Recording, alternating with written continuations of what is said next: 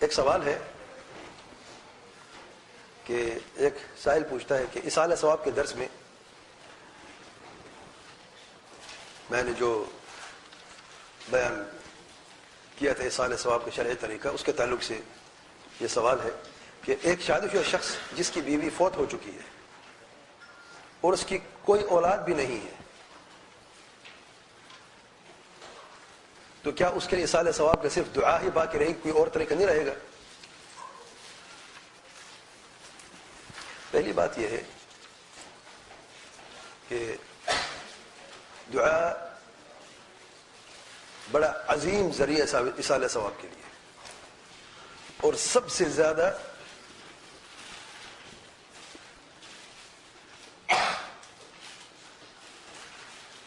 دلائل کی روشنی کے مطابق سب سے زیادہ اور سب سے زیادہ طاقت اور سب سے زیادہ پاورفل جو ہے، اگر کوئی اصالہ ثواب کے لیے کوئی طریقہ ہے تو وہ ہے دعا۔ واللہ اللہ تعالیٰ کے پیارے پیغمبر صلی اللہ علیہ وسلم فرماتے ہیں الدعاء هو العبادہ، دعا ہی عبادت ہے، اور جتنا دعا کی اہمیت ہے اتنے ہی لوگ اسے نظر انداز کر چکے ہیں، الا من رحم اللہ سبحانہ وتعالی۔ میرا بھائی دعا کافی ہے، اور دعا سب سے زیادہ آسان ہے اصالہ ثواب کے لیے۔ سب سے زیادہ آسان طریقہ دعا کا ہے، اس کے لیے نہ تو آپ کو خاص جگہ کی ضرورت ہے، نہ پیسوں کی ضرورت ہے، نہ ہی وضو کی ضرورت ہے۔ آپ جس حالت میں ہیں، جس جگہ پہ ہیں، اٹھتے بیٹھتے لیٹتے کہیں پر بھی آپ دعا کر سکتے ہیں کہ نہیں؟ اچھا، دوسری بات اسی تعلق سے، نماز جنازہ کیا ہے؟ میت کے لیے کیا ہے؟ کہ نماز جنازہ میں پیسے بھی دیا کرتے ہیں کوئی؟ اس سے کیا ثابت ہوتا ہے کہ دعا کتنی بڑی اہمیت ہے کہ مرنے کے بعد جو سب سے پہلا کام کیا جاتا ہے مرنے کے لیے ہماری طرف سے، اور اس کے لیے سب سے آخری کام ہوتا ہے دنیا سے جاتے ہوئے کیا چیز ہے؟ نماز ہے، نماز جنازہ۔ نماز جنازہ پوری دیکھ لیں کیا ہے، دعا ہے کہ نہیں؟ سورۃ الفاتحہ دعا ہے، درود دعا ہے، اور جو دعا ہے وہ دعا ہے۔ تو دعا سب سے عظیم ہتھیار ہے واللہ، اور سب سے زیادہ طاقتور اگر اصالہ ثواب کے لیے کوئی چیز ہے وہ دعا ہے۔ دوسری بات، اگر اس شخص کی اولاد کوئی نہیں ہے،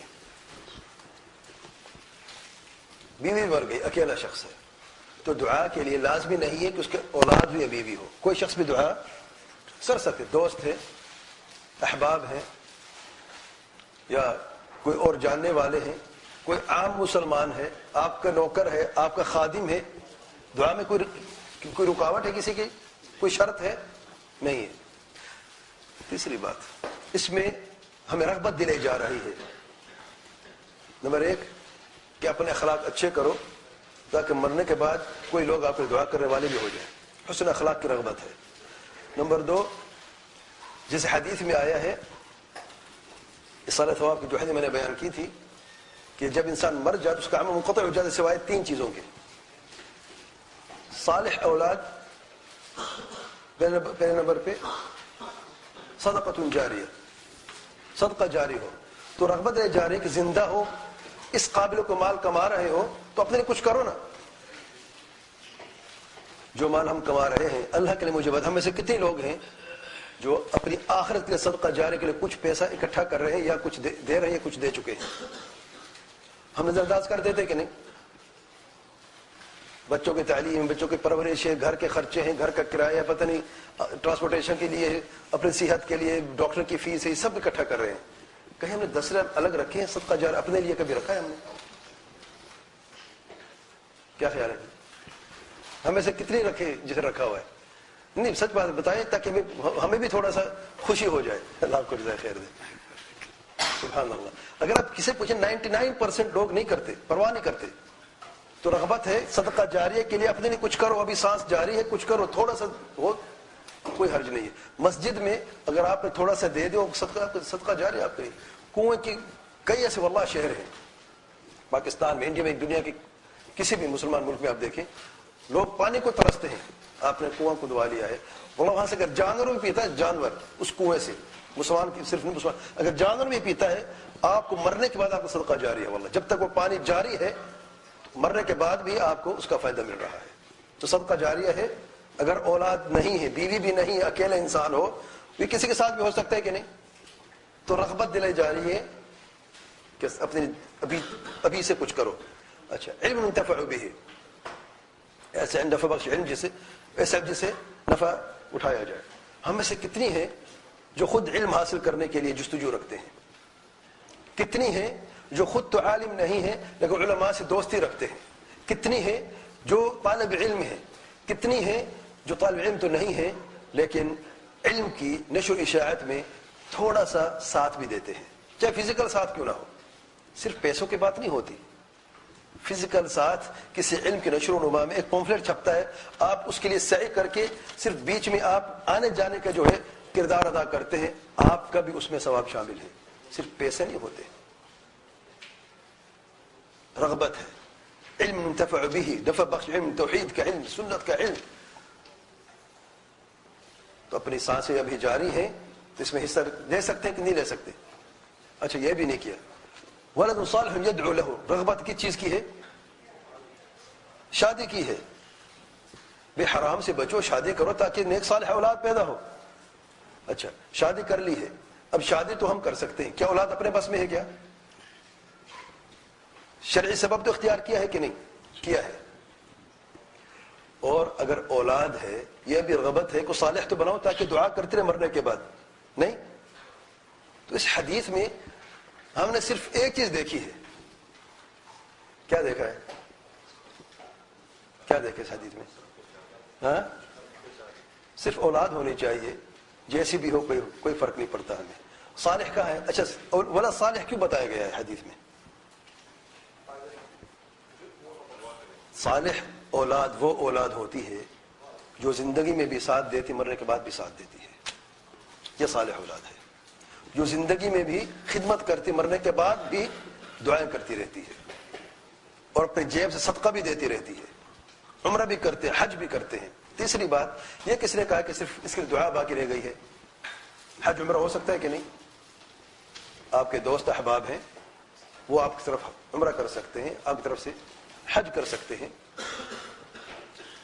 تو یہ بات کہنا کہ صرف دعا باقی ہے, واللہ دعا ہی کافی ہے.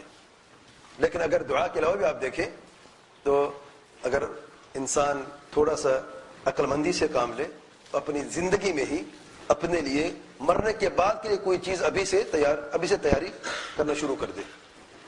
میں یہ نہیں کہہ رہا اپنے اولاد کو محروم کر دو جائیداد سے اور مال وراثت سے اور صرف اپنا ہی کرتے رہو. نہیں, میں یہ نہیں کہہ رہا ہوں. میں یہ کہہ رہا ہوں کہ اپنی زندگی میں جو صدقہ جاری کرنا ہے, ابھی وقت ہے اس کے لیے کچھ کرو, تاکہ مرنے کے بعد آپ کے اولاد بھی آپ کے ساتھ دینے والے ہوں اور آپ کے مرنے کے بعد بھی آپ کے لیے فائدہ مند ہوں.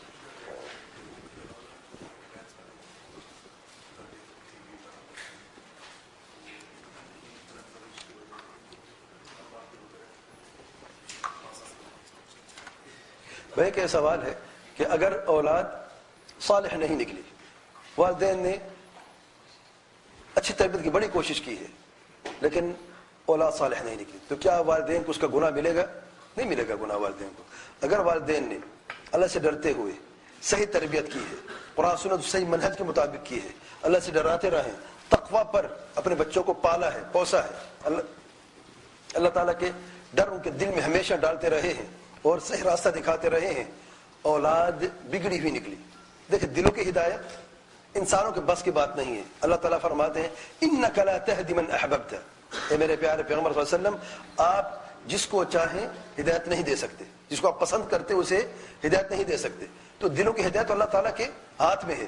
نوح علیہ الصلوۃ والسلام اللہ تعالیٰ کے پیارے پیغمبر علیہ الصلوۃ والسلام, بیوی کو دیکھیں اور اپنے بیٹے کو دیکھیں, کیا انہوں نے نعوذ باللہ تربیت میں کمی کی تھی؟ نہیں واللہ. 950 سال اپنے قوم کی دعوت دیتے رہے توحید کی, اپنے بیٹوں کو بھی دی, اپنے گھر والوں کو بھی دی, لیکن بیوی نے نہیں مانا, بیٹے نے بھی نہیں مانا. تو باپ کا قصور ہے کیا؟ نہیں. ہاں, باپ کی تب پکڑ ہوگی, ماں کی تب پکڑ ہوگی جب اپنے بچوں کی صحیح تربیت نہ کرے اور ان کو ویسے چھوڑ دیا. اور کئی ایسے گھرانے, اللہ تعالیٰ ہم سب پر رحم فرمائے. والدین نے کوئی کسر نہیں چھوڑی بچوں کو بگاڑنے کے لیے, اور اللہ نے چاہے کہ بچے جو ہیں وہ اللہ سے ڈرنے والے ہیں. والدین نہیں ڈرتے, بچے ڈرتے ہیں. والدین کا عقیدہ منہج بگڑا ہوا ہے اور بچوں کا عقیدہ منہج بالکل صحیح ہے. وہ نصیحت کرتے, مانتے نہیں ہیں. واللہ ایک شخص رو رہا تھا، کہتا ڈاکٹر صاحب میرے لیے دعا کریں، مجھے بتائیں میں کیا کروں.